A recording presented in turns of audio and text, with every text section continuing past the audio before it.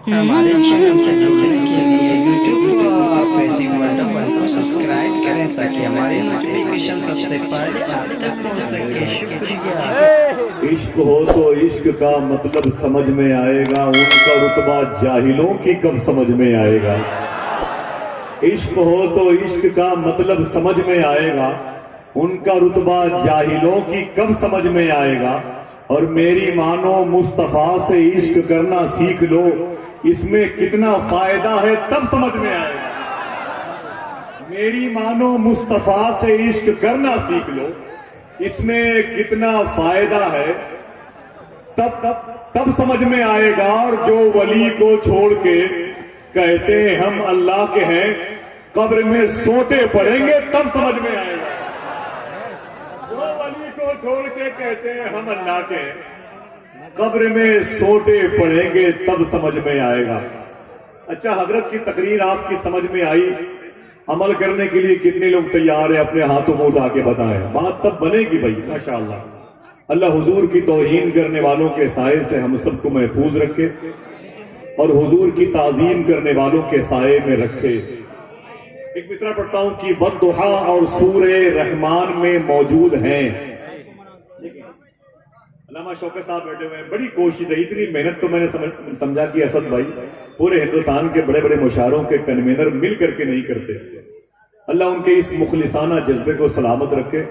जो सरकार दाता महबूब शाह साहब किबला के उर्स की पाकीज़ा फजा को वो बिल्कुल बेमिसाल फिजा में तब्दील करने के लिए अपने घर आंगन से ज्यादा इस मोहब्बत की फजा के उरूज को वो देखना चाहते हैं।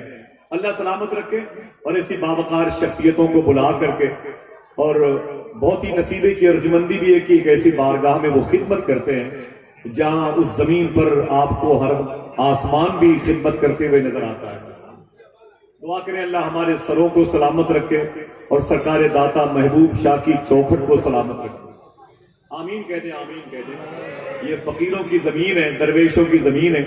अभी तकरीबन 5 दिन पहले ऐसे किसी सरकार एहसान बाबा की बारगाह में था किशनगंज, तो फरमाया कि वो बहुत बड़े बुजुर्ग हैं जहां तुम जा रहे हो। असद भाई, हुजूर सगीदी सरकार ईसा बाबा फरमाने लगे, बंगाल के बादशाह हैं दाता महबूब शाह साहब। सुभान अल्लाह। मुझे 22-23 साल पहले उमर कुरैशी गोरखपुरी का शेर याद आया कि मेरे दयारे शेरो सुखन के फकीर से कहना, गली गजल की है सोनी ये मीर से कहना, उमर को भी हो अता हुस्नो फिक्रे नाते रसूल, गुजर हो दिल्ली तो खुसरू के पीर से कहना। उमर को भी हो अता हुस्नो फिक्रे नाते रसूल, गुजर हो दिल्ली तो। अब जिनका जिनका ताल्लुक इस शहनशाह की दहलीज से है वो शेर सुने, कोई जरूरी नहीं कि आपकी जबान बोले, दिल बोले। और मैं भी कोशिश करता हूं कि दिल की आवाज सुनने वालों के सब में आप और हम सब शामिल हो जाए। दयारे शेरो सुखन के फकीर से कहना, गली गजल की है सोनी ये मीर से कहना, उमर को भी हो अता हुस्नो फिक्रे नाते रसूल, गुजर हो दिल्ली तो खुसरू के पीर से कहना। शायर कहता है, मेरे लफ्जों को मोहब्बत की गवाही मिल जाए, मुझको भी ममलकते शेर की शाही मिल जाए, मैं भी खुसरू की तरह रक्स करूं शेर कहूं, काश मुझको कोई महबूब इलाही मिल जाए। मैं भी खुसरू की तरह रक्स करूं शेर कहूं, काश मुझको कोई महबूब इलाही मिल जाए। अब इस कबील का आखिरी शेर इन उलमा के कदम की बरकतों से पेश करता हूं। किसी से राबते इतने शदीद हो गए हैं, किसी से राबते इतने शदीद हो गए हैं कि हम लड़े भी नहीं और शहीद हो गए हैं। किसी से राबते इतने शदीद हो गए हैं कि हम लड़े भी नहीं और शहीद हो गए हैं। कभी जो वक्त मिले उनके पास बैठा कर, जो लोग इश्क में बाबा फरीद हो गए हैं। कभी जो वक्त मिले उनके पास बैठा कर, जो लोग इश्क में बाबा फरीद हो गए हैं, जो लोग इश्क में बाबा फरीद हो गए हैं। हजरात, ये फकीरों की जो अंजुमन है ना, इसके तस्करे आसमान पर होते हैं। एक फकीर की एक बात बता दूं, 2 से 3 मिनट लगेगा, फिर हम होंगे, हमारा दिल होगा और ये दिल कारपेट बन जाएगा। इसी दिल पर चढ़ करके हिंदुस्तान को फतेह करने वाला अजीम शायर जनाब असद इकबाल आपके दिल तक पहुंच जाएंगे। तैयार है आप? हाथों को उठा के बताएं, तैयार है? बहुत अच्छी गुफ्तगू हुई हुजूर मुफ्ती जुबैर अहमद साहब किबला। मैंने समझा नहीं, लेकिन आपको समझते हुए देख करके ये फैसला कर लिया। ठीक है, देखिए वद्दुहा और सूरह रहमान में मौजूद हैं, उनके चर्चे हर जगह कुरान में मौजूद हैं। वद्दुहा और सूरह रहमान में मौजूद हैं, उनके चर्चे हर जगह कुरान में मौजूद हैं। इतनी तारीफें किसी की शान में होगी कहां जितनी तारीफें नबी की शान में मौजूद है। इतनी तारीफें किसी की शान में होगी कहां जितनी तारीफें। अब जो नबी से मोहब्बत करते हैं वो खुश हो जाए, और जो नबी से बगावत करते हैं उनकी तकलीफ में इजाफे का सबब ये शेर वद्दुहा और सूरह रहमान में मौजूद है। उनके चर्चे हर जगह। माशाअल्लाह, नारे तकबीर, नारे रिसालत, उर्से सरकार दाता महबूब शाह, उलमाए अहले सुन्नत। माशाअल्लाह, बैठे उलमाए किराम की आमद है। अल्लामा शौकत साहब, अल्लामा कमाल अहमद साहब ने मिलकर के अंजुमन के तमाम तरफ शकीदा लोगों के ताउन से एक बड़ी पाकीज़ा महफिल के सजाने के एहतमाम और इंसराम के हर सब्जेक्ट को याद कर लिया है। मैं बहुत बहुत मुबारकबाद पेश करता हूँ। बस सुने आप, एक शेर पढ़ता हूँ। वद्दुहा सूरह रहमान में मौजूद हैं। देखिए भाई, उनके चर्चे हर जगह कुरान में आवाज पहुंची। बस एक आदमी अपने हाथ को उठा के बता दे सुभान अल्लाह कहते हुए। बैठे रहे। उनके चर्चे हर जगह कुरान में मौजूद हैं। इतनी तारीफें किसी की शान में होगी कहां जितनी तारीफें नबी की शान में मौजूद हैं। और मुस्तफा को मुर्दा कहने वाले पागल तो नहीं, मुस्तफा तो आशिकों की जान में मौजूद है।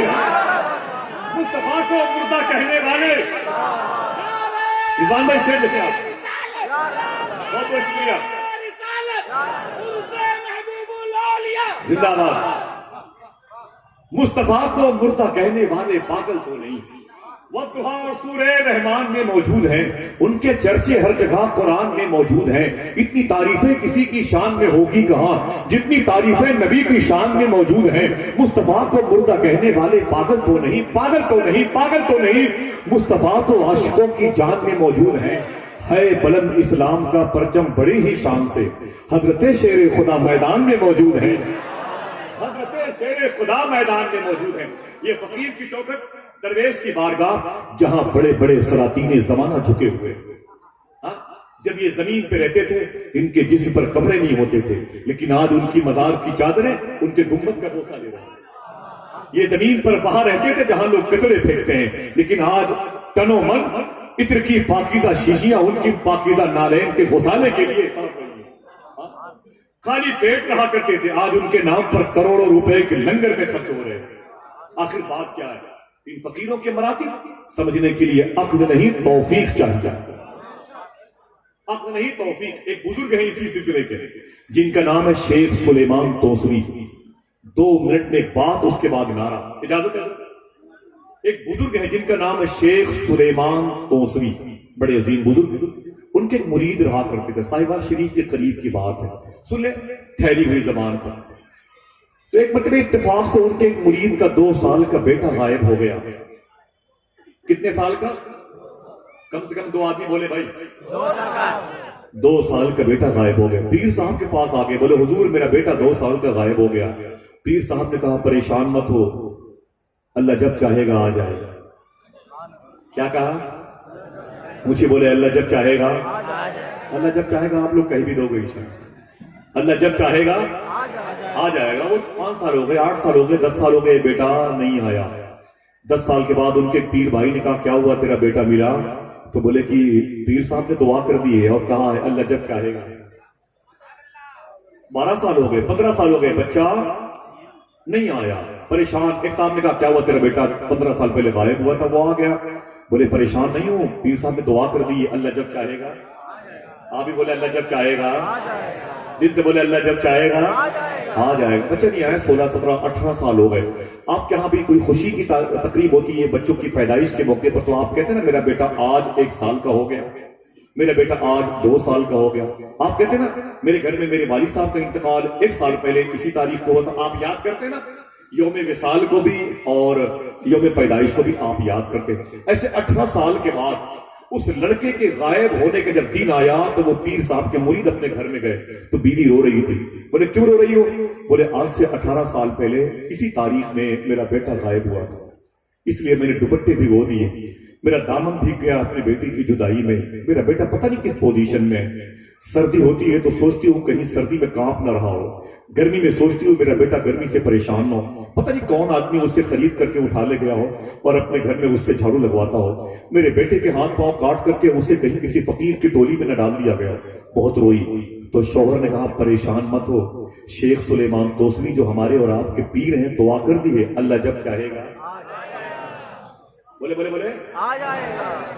माशा इतनी बड़ी पाकीज़ा महफिल, अल्लाह जब चाहेगा आ जाएगा। बीवी को जलाल आ गया, चुप चुप खबरदार, 18 साल से यही फार्मूला सुनती हूं, अल्लाह जब आखिर कब अल्लाह चाहेगा, कब आएगा मेरा बेटा, कब आएगा, सुन खबरदार, अब जब तक मेरा बेटा मेरे पास ना आ जाए इस घर में अपने पीर का नाम मत लेना।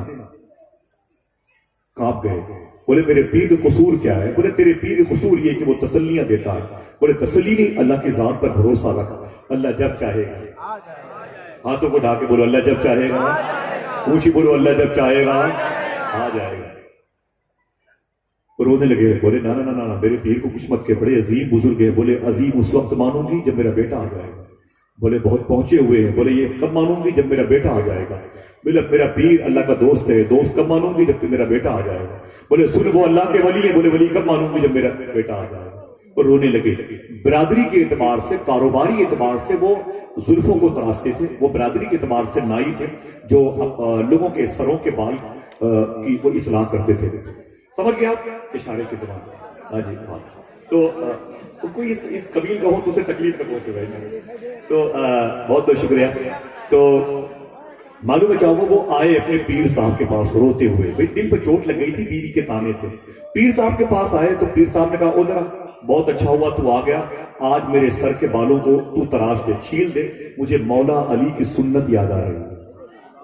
मौला अली सरकार भी अपने बालों को तरशवाया करते थे। बोले मेरे सर के बाल तू छील दे लेकिन दाएं तरफ से साफ करना, सारे बाल तू साफ कर दे, छील दे लेकिन दाएं तरफ से। उसने कहा ठीक है हुजूर। दाएं तरफ से उसने अपने पीर के सरे मुबारक के आधे बाल को साफ कर दिए। अब आधे बाल को छीलने का वक्त आया तो उसको अपनी बीवी की बात याद आ गई कि मेरी बीवी ने कहा तेरा पीर कुछ नहीं है, तेरे पीर की औकात क्या है, तेरा पीर वली नहीं है, तेरा पीर पहुंचा हुआ नहीं है, मेरे बेटे को अब तक न बुला पाया। उसकी आंख में आंसू आ गए। भाई दिल में चोट लगी तो जाहिर सी बात है एक ही रास्ता है, वो आंख से उस जज्बे को उभरते हुए बाहर कर देता है। तो वो आंख से आंसू जब गिरे तो पीर साहब के छिले हुए सर पे वो टप टप घर में आंसू गिरे। पीर साहब ने अपना सर उठाया, ऊपर देखा तो आंख में आंसू थे। बोले सामने आ। वो गुलाम सामने खड़ा हो गया। बोले हुजूर बताएं। कहा तू रो रहा है? तो उसने कहा हुजूर मेरा बेटा 18 साल पहले आज के दिन गायब हुआ था। आज मैं घर गया तो मेरी बीवी ने मुझे बहुत कोसा, बहुत मुझ पर नाराज हुई और साथ साथ हुजूर आप पर भी उसने बड़ी तनकीद की, बहुत बुरा भला कहा। मैंने कहा मेरे पीर को कुछ मत कहे, मुझे जो कुछ चाहे कह ले। उसने कहा ना ना ना तुझे मानती हो, तेरे पीर को मानती हूँ, खबरदार अब इस घर में शेख सुलेमान का नाम मत लेना। हुजूर मेरी बीवी को माफ कर दे, मेरी बीवी को माफ कर दे, मुझे माफ कर दे। बीवी की बात ने मुझे रुला दिया। बोले क्या बात है? बोले हुजूर 18 साल पहले मेरा बेटा गायब हुआ था, अब तक नहीं आया। अब अल्लाह वालों को जलाल आ गया, कहानी खत्म, नारों से इस्तेमाल करें। अल्लाह वाले थे अपनी रौ में आ गए। बोले घर वापस चला जा, जा तेरा बेटा तेरे घर आ गया। हाथों को डाके बोले, हाथों को डाके बोले, हाँ दाता सरकार के गुम्बद को गवाह बना के बोले, दिल से बोले सुभान अल्लाह। जो लोग खड़े वो भी अपने हाथों को डाके बोले, मोहब्बत से बोले माशाअल्लाह। बोले घर वापस चला जा, जा जा जा तेरा बेटा तेरे घर आ गया। बोले हुजूर ये आधे सर के बाल, बोले इसे छोड़ दे, जो आधे छिले हुए हैं बकिया छोड़ दे, घर चला जा, तेरा बेटा तेरे घर आ गया। भागा तो मोहल्ले के लोग खुश थे, मुबारक हो मुबारक हो तेरा बेटा तेरे घर आ गया, मुबारक हो तेरा बेटा तेरे घर आ गया, मुबारक हो तेरा बेटा तेरे घर आ गया। घर के अंदर दाखिल हुए तो आंगन में एक चारपाई लगी हुई थी, उस चारपाई पर उसकी बीवी बैठी हुई थी। करीब में 20 साल का एक बड़ियल जवान खूबसूरत एक बंदा बैठा हुआ था। खून ने खून को पहचान लिया, अपने बच्चे से लिपट के बहुत रोया, बहुत रोया। जब रो चुके तो जब गम कुछ हल्का हुआ तब इसने पूछा मेरे बेटे तू गायब कैसे हुआ था? बात खत्म। बोले मेरे बेटे तू गायब कैसे हुआ था? उसने कहा मेरे अब्बू मुझे नहीं मालूम है, मैं 2 साल का था। बोले था कहाँ पे? बोले मुझे तो पता ही नहीं था, मैं तो 5, 6, 7 साल का जब बड़ा हुआ तो मैं एक सिख मजहब के एक शख्स के यहाँ नौकरी करता था। नौकरी क्या उसके यहाँ मैं झाड़ू पोछा लगाता था। उसके अस्तबल में घोड़े थे, खच्चर थे, गधे थे, बकरियां, भेड़ थे। मैं उनको चारे वगैरह देता था और खाना मुझे मिल जाता था। एक दिन सिख ने मुझसे कहा था, तू मुसलमान का बच्चा है लेकिन ये नहीं बता सकता कि तू कहां से आया है। मैं समझ गया कि मेरी भी कोई माँ होगी, मर गई होगी, मेरा बाप मर गया होगा, मेरी भी कोई बहन होगी, मर गई होगी, मेरा भाई नहीं होगा, मेरा घर उजड़ गया होगा, जमीन पर मेरे पास कुछ नहीं है, बस नाम का स्टिकर है जो मुसलमान बन करके मेरी माथे पर चमक रहा है, और मेरे पास कुछ भी नहीं था। बोले 18 साल हो गए मुझे उसके यहाँ रहते हुए। बोले फिर? बोले मेरे मालिक ने आज मुझसे कहा घोड़े को तैयार करके दरवाजे पे खड़े हो जाओ, मुझे सफर करना है। मैं घोड़े को तैयार करके लगाम पकड़ के गेट पर खड़ा था। अचानक पता नहीं कहां से एक फकीर आ गया। वो यहां भी आ सकता है, याद रख लें आप। बोले एक फकीर आ गया। बोले फिर? वो बोले मेरे सामने खड़े होकर मुझे देखा और उसने मेरा गिरेबान पकड़ के उठा के इस घर में लाके रख दिया। फरमाया वहां मत रह, ये है तेरा घर, ये है तेरा घर। मेरी आंख खुली तो मैं इस आंगन में पाया, पता चला मैं इसी घर का बेटा हूं, इसी माँ की कोख की पैदावार हूं और तू मेरा बाप है। बात खत्म। तब उसने कहा ये बता मेरे बेटे, क्या उस फकीर को पहचानता है? अपना अकीदा वाज़ेह करें। उसने कहा बेटे तो उस फकीर को पहचानता है? खुदा की कसम फकीरों से जुड़ने वालों मुबारक हो, फकीरों की ताजीम करने वालों मुबारक हो, दरवेशों से मोहब्बत करने वालों मुबारक हो। कहा बेटे क्या उस फकीर को पहचानता है? बोले उसका नाम तो नहीं जानता लेकिन उसे कैसे भूल जाऊं जिसके सर के आधे बाल छिले हुए थे, आधे बाल उगे हुए। अल्लाह अल्लाह अल्लाह। बहुत बहुत शुक्रिया, बहुत बहुत शुक्रिया। दयारे शेरो सुखन के फकीर से कहना, गली गजल की है सोनी है मीर से कहना, उमर को भी हो आता हुस्न फिक्रे नाते रसूल, गुजर हो दिल्ली तो खुसरू के पीर से कहना।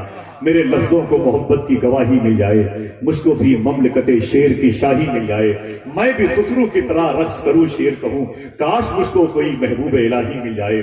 किसी से राब्ते इतने शदीद हो गए हैं कि हम लड़े भी नहीं और शहीद हो गए हैं।